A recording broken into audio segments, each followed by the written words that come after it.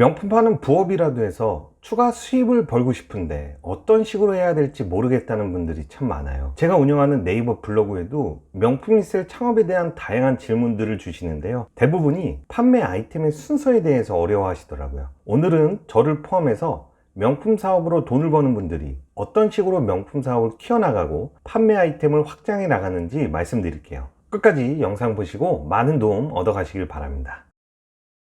안녕하세요. 온라인에서 명품 파는 메타포입니다. 명품세를 진행하는 순서는 크게 두 가지로 나눌 수 있어요. 첫 번째는 판매하는 아이템이고, 두 번째는 그 아이템을 가져오는 방법이에요. 오늘은 판매하는 아이템을 가지고 명품 리셀 사업에 확장하는 방법에 대해서 말씀드릴게요. 사실 대부분의 명품 리셀 사업자분들은 판매하는 아이템의 시작이 거의 다 비슷비슷해요. 처음에는 하이엔드 명품에 관심을 가지면서 이 사업을 시작하게 되고요. 저도 그랬습니다. 우리가 흔히 말하는 에르샤라고 있잖아요. 에르메스, 루이비통, 샤넬, 이 세 가지의 명품 브랜드를 판매하면서 리셀 사업을 처음 시작하게 돼요. 물론 처음부터 슈프림이나 스투시 같은 스트릿 브랜드에 관심을 가지는 분들도 있어요. 이런 아이템을 가지고 리셀 사업을 처음 시작하는 거죠. 하지만 대부분은 하이엔드 명품 브랜드를 한두 개씩 판매하면서 명품 셀 창업에 관심을 가지게 됩니다. 그리고 본격적으로 사업이나 부업을 시작하게 되고요. 그럼 왜 대부분의 명품 사업자가 에르샤부터 관심을 가지게 되는 걸까요? 그 이유는 가장 잘 팔려서 그래요. 아무래도 에르샤는 시중에 판매되는 제품 수량이 한정되어 있기 때문에 인기 제품만 수입해 올 수 있으면 리셀 초보자도 어렵지 않게 판매할 수 있어요. 에르메스의 가든 파티로 한번 예를 들어 볼게요. 처음 이 제품을 온라인에서 올려서 판매를 하게 된 거죠. 근데 또 나 말고 다른 셀러들도 동일한 가든 파티를 판매하고 있을 거잖아요. 그래서 판매를 시작하고도 바로 팔리진 않았어요. 근데 시간이 지나면서 다른 셀러들이 판매하는 가든 파티가 하나둘씩 전부 다 팔려나갔고요. 결국 내가 파는 제품만 온라인에 남게 되는 거죠. 그러면 아무리 내가 비싸게 팔아도 내가 파는 가든 파티가 결국 팔려나가게 된다는 거예요. 구매하고 싶은 사람은 늘 대기하고 있으니까요. 즉, 내 제품이 팔리는 순서가 반드시 찾아오게 됩니다. 이게 에르샤의 가장 큰 장점 중에 하나예요.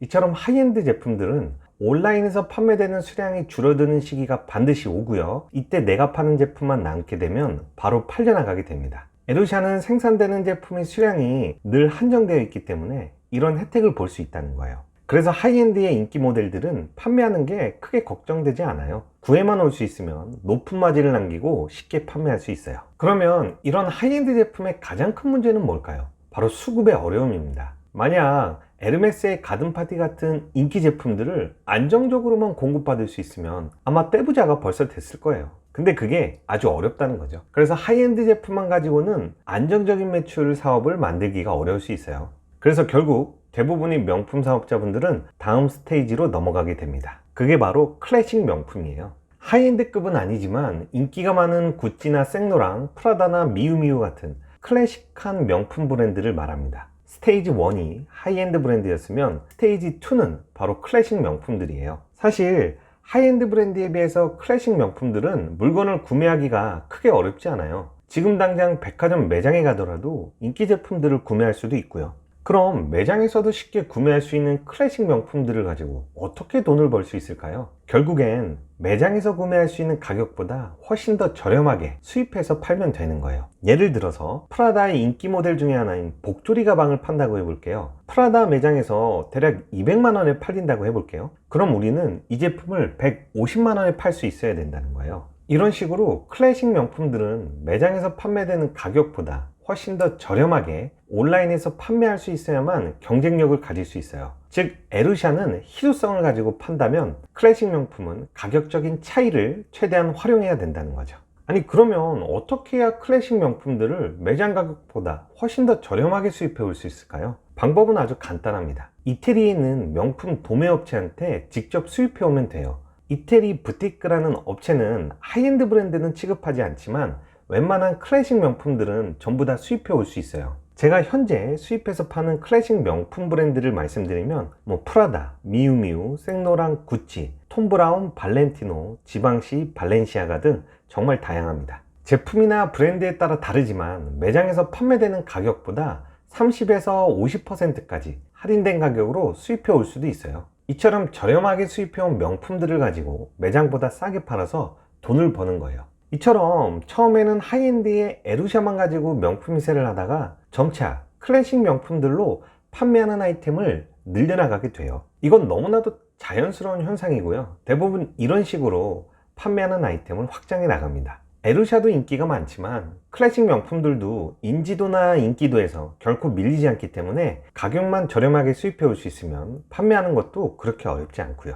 내가 팔고 싶은 클래식 명품들을 일단 정하시고요. 할인을 많이 해주는 명품 도매업체를 찾아서 거래를 진행하면 됩니다. 다른 셀러들보다 더 저렴한 가격으로 인기 제품을 수입해서 팔아보세요. 하이엔드 브랜드와 클래식 명품들을 팔다 보면 또 이런 생각이 들어요. 내가 놓치고 있는 건 없을까? 아직 모르고 있는 브랜드의 영역은 없을까? 왜냐면 명품을 거래하는 플랫폼인 크림에 들어가면 이상하게 내가 모르는 브랜드도 엄청 잘 팔리고 있는 것 같아요. 자꾸 신경 쓰이게 되는 거죠. 그래서 결국 이때부터는 스테이지 3로 넘어가게 됩니다. 바로 컨템포러리 브랜드의 영역이에요. 우리가 잘 아는 스톤 아일랜드, 메종 마르지엘라, 꼼데가르송, 메종 키츠네, 아미 파리스나 포터, 캐피털, Y3, 겐조 등 다양한 컨템포러리 브랜드에 관심을 가지게 돼요. 물론 하이엔드 브랜드나 클래식 명품만 가지고도 돈을 잘 버는 분들도 많아요. 하지만 명품이나 브랜드를 판매하는 사업을 지속하게 되면 결국 컨템포러리 브랜드까지 관심을 가지게 됩니다. 그 이유는 대량으로 수입해 올 수 있기 때문이에요. 클래식 명품을 수입할 때 활용하게 되는 이태리 부티크에서는 컨템포러리 제품들을 대량으로 그리고 저렴하게 수입해 판매할 수 있기 때문인데요. 사실 클래식 명품들은